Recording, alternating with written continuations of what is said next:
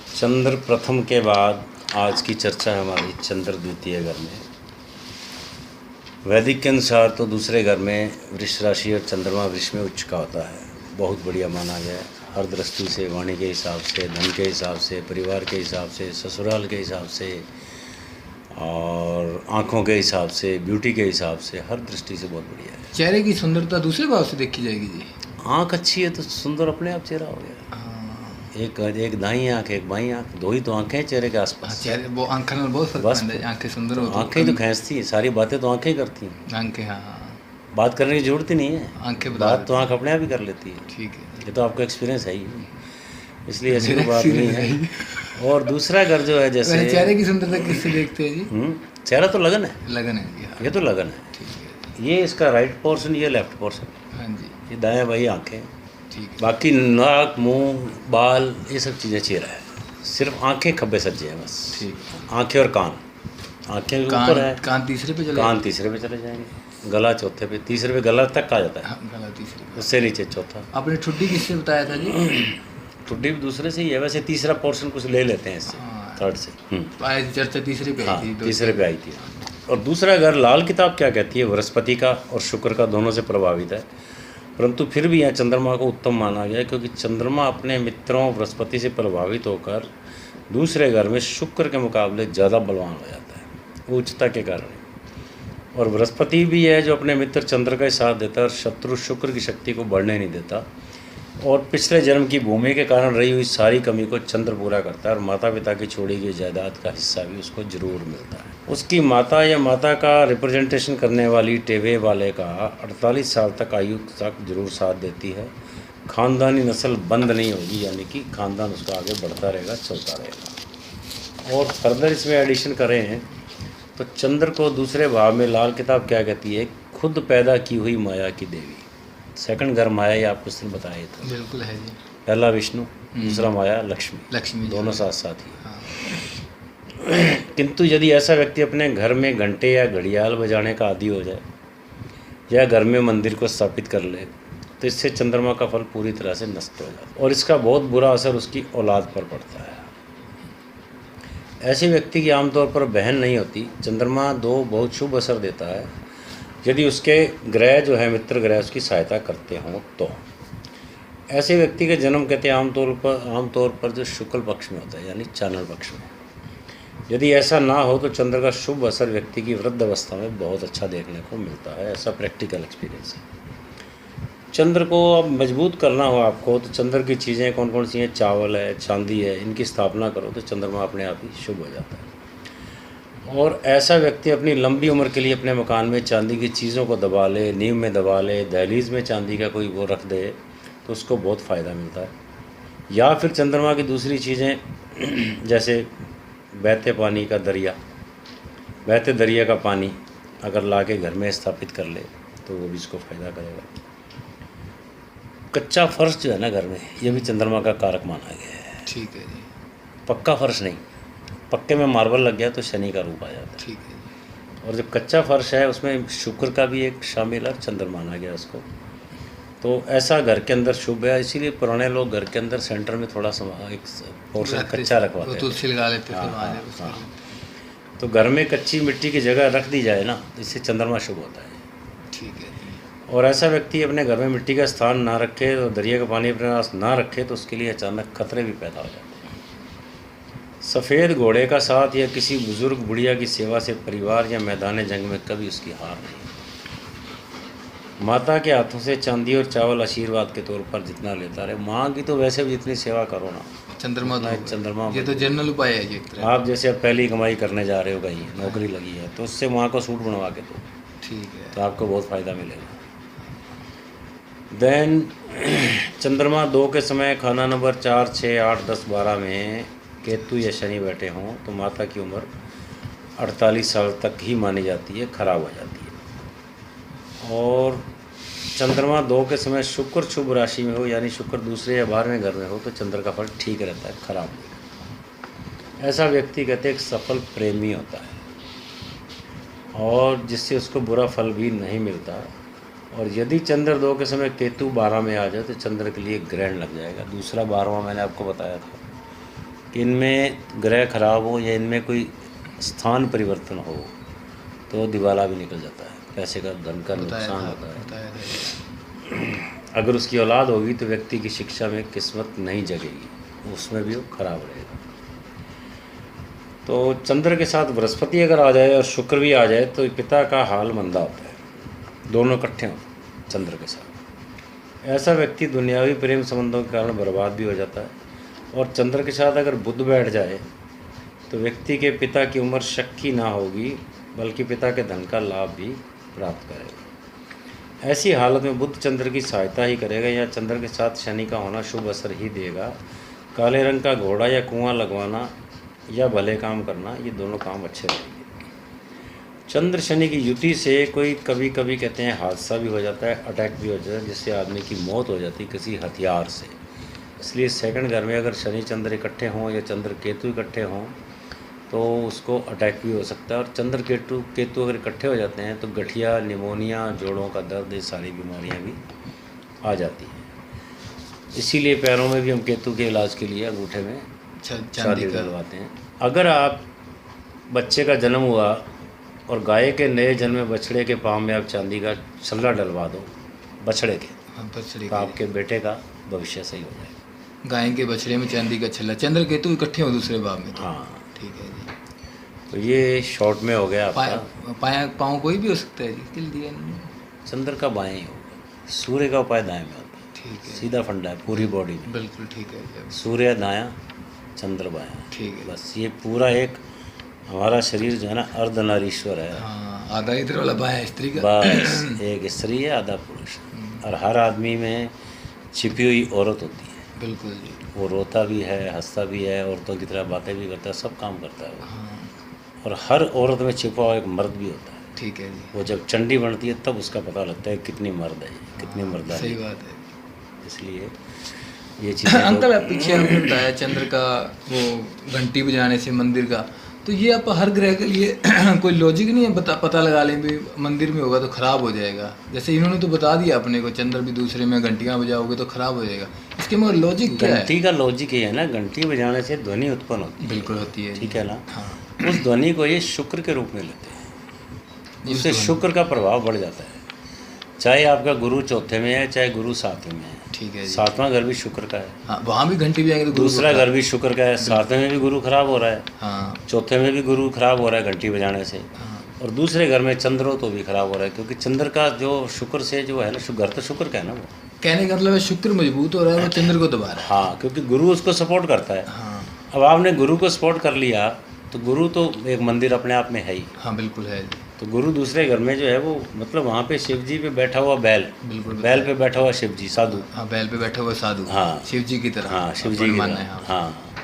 अब उस बैल पे बैठे हुए साधु को जो है ना वो मसाणों में बैठता है। हाँ, उसको शुक्र वाली चीज़ों से उसको शुक्र वाली चीज़ों से मतलब नहीं नहीं, है। ठीक उसको ना बढ़िया मंदिर चाहिए, हाँ, ना बढ़िया कपड़ा चाहिए, ना बढ़िया वस्त्र चाहिए। हाँ, इसलिए तो कहते हैं सातवें में गुरु या कपड़े का दान करोगे आप तो आपका गुरु खत्म हो जाएगा, क्योंकि आपने शुक्र को मजबूत कर दिया ना। ठीक है जी। ये बात है, जहाँ आपने शुक्र को मजबूत कर दिया वहाँ गुरु खराब हो जाएगा, सीधी सी बात है। अंकल जी मान लो दूसरे घर में वृष राशि पे शुक्र बैठा हो, थोड़ा पावर कम हो, आप घंटियाँ बजा के उसको मजबूत कर सकते हैं मंदिर को? कर सकते, क्यों नहीं कर सकते? ये है बिल्कुल लॉजिक लगेगा? लॉजिक नहीं लगेगा ना, क्योंकि शुक्र पूजा का कारक नहीं है ना। हाँ, शुक्र तो रोमांस का कारक है। तो गुरुता तो वो कम कर रहा है ना। आप गुरु को तो कम कर रहे वो हैं। जमीन तो गुरु की रहेगी ना।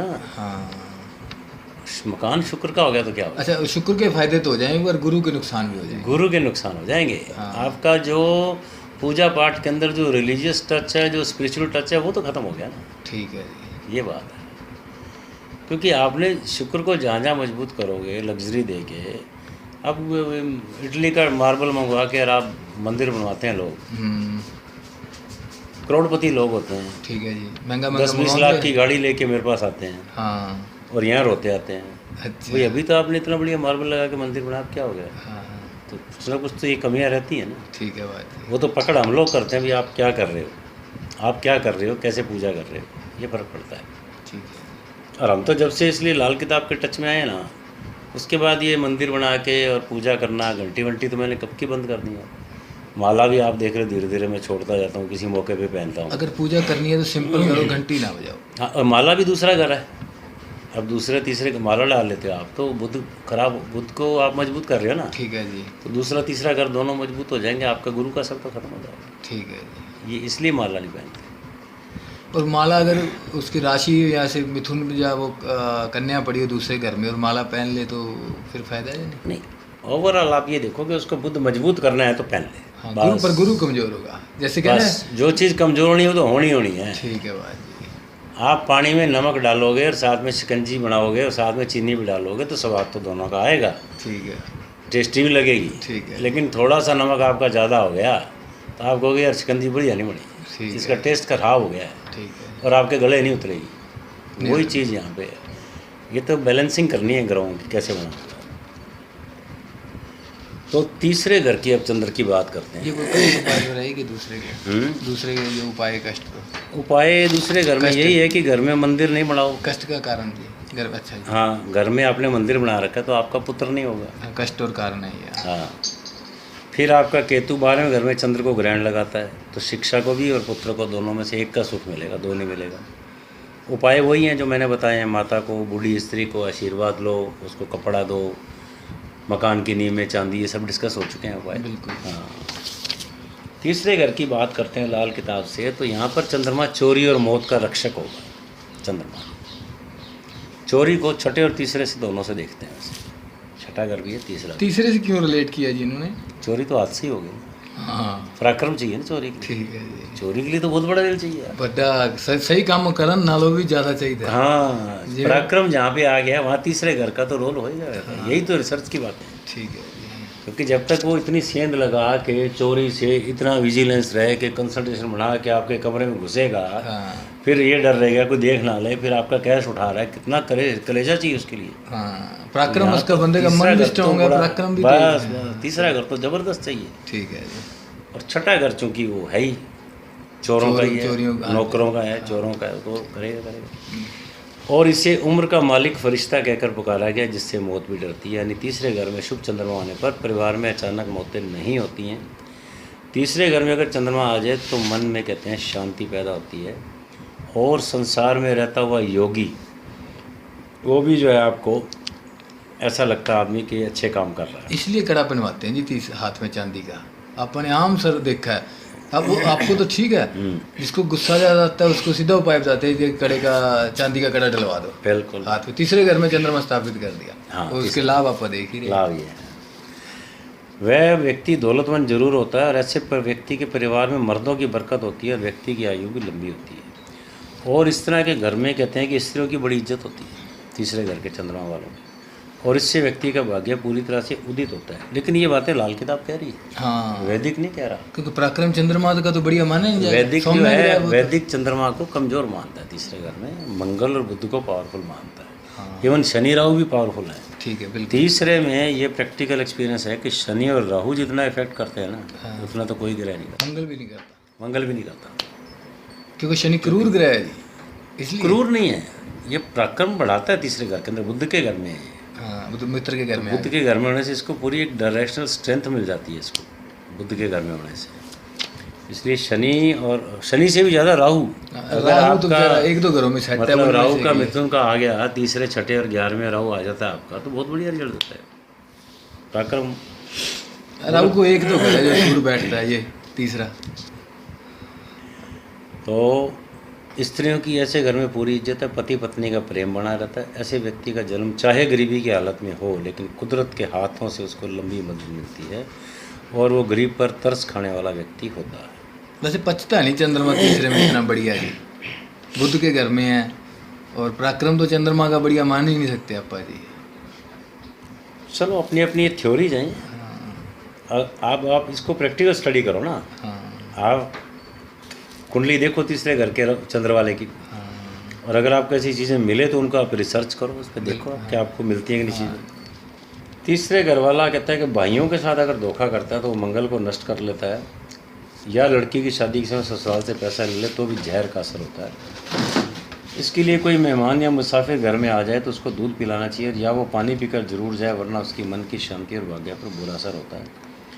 धन दौलत की बरकत के लिए आप कहते हैं बुद्ध को स्थापित कर लिया जाए, यानी लड़की पैदा हो जाए, तो चंद्र की चीज़ें, दूध आदि का दान देना चलो, बहुत चलो। सिंपल होगा।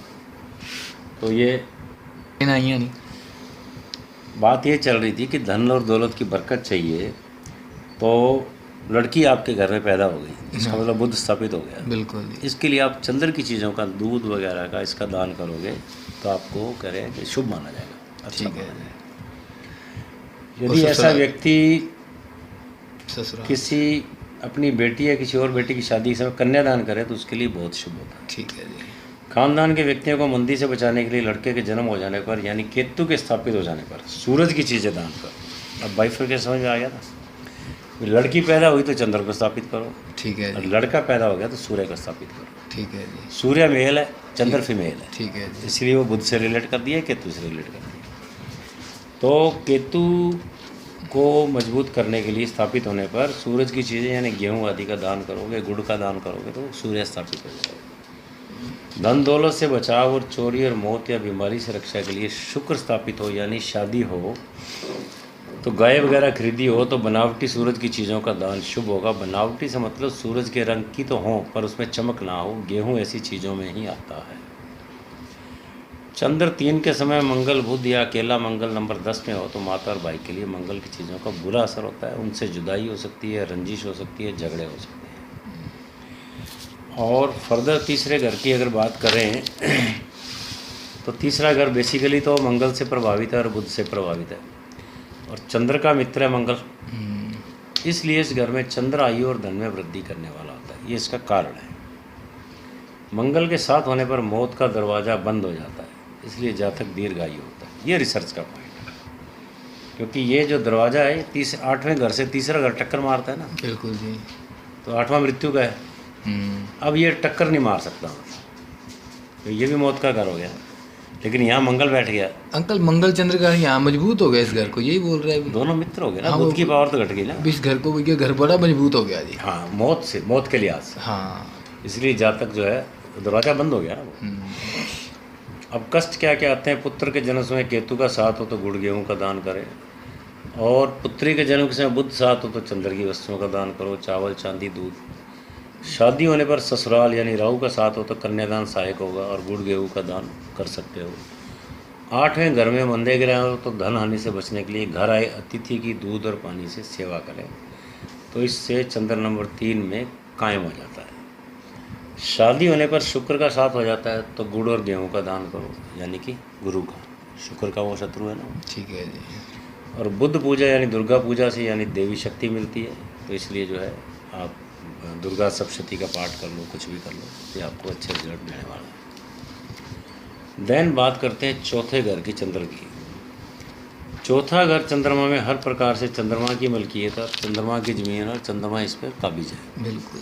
दूध का ये दरिया है, पानी का समुद्र है, सब कुछ है ये, तो ये हर तरह से मजबूत रहता है। जातक जितना चंद्र की वस्तुओं को अपनाता है, अतिथि वगैरह को दूध पिलाता है, बूढ़ी माता या माता की उम्र के बराबर स्त्रियों को सूट देता है, गिफ्ट देता है, उनके पाँव छूता है, आशीर्वाद लेता है, तो उससे उसको फ़ायदा ही होता है, नुकसान नहीं होता। दूसरे की सेवा करने में दूध पानी पर जो खर्चा होता है उससे कोई कमी महसूस नहीं होती है, क्योंकि कुएं में से कहते हैं जितना पानी निकाल लो उससे कुएं का पानी नीचा नहीं होता, उसका लेवल तो उतना ही रहता है। ठीक है। धन खर्च करता रहेगा, धन में कमी ना आएगी, जितना खर्च करेगा उतना ज़्यादा बढ़ता रहेगा। तो कंजूसी जो है चौथे घर के चंद्रमा वाले को तो बिल्कुल नहीं करनी चाहिए। मेरे चौथे चंद्रमा है जी। तो बस फिर तू खर्च कर, 2.5 की जगह 5,000 फीस दे, तेरा और बढ़ता जाएगा। देन जमीनों के मुरब्बे और उसमें बहती है दूध की नदियाँ। महाराजा विक्रमादित्य की राजधानी, जिसका तख्त कहते हैं 32 परियों वाला था, अर्थात जब तक अपने नगर या इलाके में एक प्रसिद्ध और माननीय व्यक्ति था, तो वो भी क्या है बाग बगीचों पे नरम दिल का आदमी था और खूब खर्च करता था। तो उसके पास इतनी मतलब शोहरत उसकी बढ़ी कि उसका जो है यश और मान आगे बढ़ता ही गया। स्त्री, पुत्र, माता पिता का सुख, माता के पूरे गुण रखने वाला, और मुसीबत में ऐसा व्यक्ति शेर की तरह आता है, बहते पानी का छाती तान कर मुकाबला करता है, मामूली तांबे का पैसा सोने की कीमत देकर जाता है। मतलब आपने तो अगर तांबे का सिक्का भी बेच लिया ना तो डीआर बाटिया हो सकता है उसके 50 लेता हो, आपको तो 500 मिल जाएंगे उसके, ठीक है। क्योंकि आप उसको प्रेजेंट ऐसा करोगे भी इसमें तो ये फ़ायदा होगा। वो आपको अपने आप निकाल के देगा जाएगा। मकान आपका बहुत आलीशान होगा चौथे घर वाले का, और शांति भी उसमें रहेगी।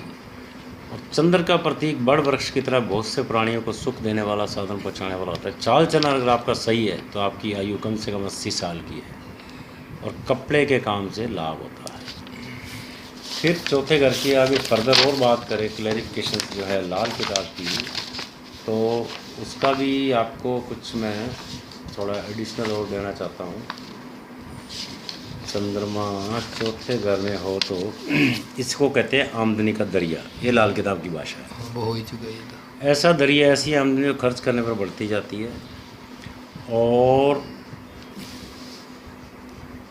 चंद्रमा इस घर में खालिस प्योर दूध होता है जिसमें कोई मिलावट नहीं, हाँ, पानी नहीं मिला हुआ, खालिस दूध। हाँ ठीक है। यहाँ पर चंद्र को और भी शक्तिशाली और शुभ करना है तो दूध का भरा हुआ कुंभ यानी कि मटका या बर्तन आप भर के घर में रख लो तो आपको बहुत फ़ायदा मिलता है। चंद्रमा स्थापित हो गया जी। और बुढ़ापे में ऐसे आदमियों को कभी कष्ट नहीं आता। और शुक्ल पक्ष का जन्म है तो 100% बुढ़ापा आपका बढ़िया जाएगा ही जाएगा। कृष्ण पक्ष का है तो बचपन का समय बहुत अच्छा निकलेगा, आगे थोड़ी तकलीफ आ सकती है। चंद्र 4 आपका अगर कहीं गोचर में ट्रांजिट में आ गया तो ऐसे व्यक्ति को दूध को जलाने का कार्य करना यानी हलवाई का कार्य करेगा, तो घर के दूध को बेचेगा तो उसकी दौलत का चश्मा भी जल जाएगा। वो नुकसान बहुत। खोआ बना के बेचना और वो पनीर फाड़ना और वो करना, वो सब चीज़ें नुकसान करेंगी। चंद्र चौथे घर में, राहु 10वें घर में है तो व्यक्ति का सिर फटने की संभावना रहती है। ऐसे राहु का अशुभ असर बुद्ध की चीज़ें, बहन बुआ आदि पर भी पड़ता है। और बृहस्पति 10वें और चंद्र 4 हो तो व्यक्ति दूसरों का भला करे तो खुद नुकसान पाता है, यानी दूसरे को रोटी देकर खुद जहर के इल्ज़ाम में सजा पा लेता है। कारण क्या है इसका? वो वीराने में बैठे जी। हाँ, वो ऐसा पीपल, ऐसा पेड़ है वीराने वाला जिसकी में कोई पत्ते आ ही नहीं सकते। तो वो तो एक सूखा हुआ पेड़ ठूंठ है वहाँ पे खड़ा हुआ 10वें घर में। ठीक है जी। ठूंठ को जितना मर्जी पानी दे लो, पूरा दरिया डाल दो, ठूठ ने तो ठूठ ही रहना है। तो बृहस्पति जो है केतु नंबर 2 में हो तो जब बाबा पोता दोता कुत्ता इकट्ठे धर्मस्थान पर जाएं तो कोई यज्ञ करे तो टेवे वाले का सारा जहर दूध हो सकता है।